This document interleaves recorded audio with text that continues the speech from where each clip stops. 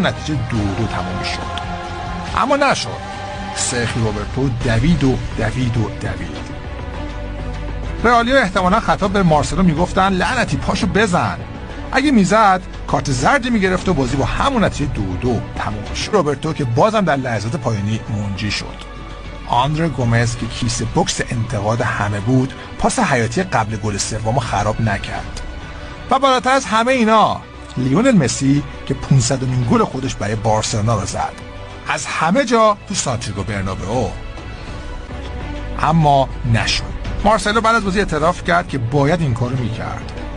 فکر رئالیا پر بود از این اما و اگرها. دوشنبه مارکا نوشت مسی لبخند آخر رو زد. اما خودمونی مسی اصلا لبخند نمیزد. بدون حرکت، بدون احساس خاصی ایستاده. ال اسپورتیو راجع به این حرکتش نوشت داره میگه اسمم یادتون باشه. اما اصلا مگه میشه اسم او رو فراموش کرد؟ در این تصویر چیزی فراتر از نگه داشتن پیرن و شوخی‌های فضای مجازی وجود داره.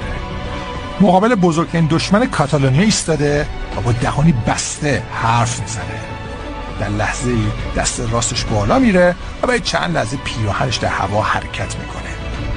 مثل پرچم که به اون باد میخوره. صحنه‌ای که فولکلور بارسلونا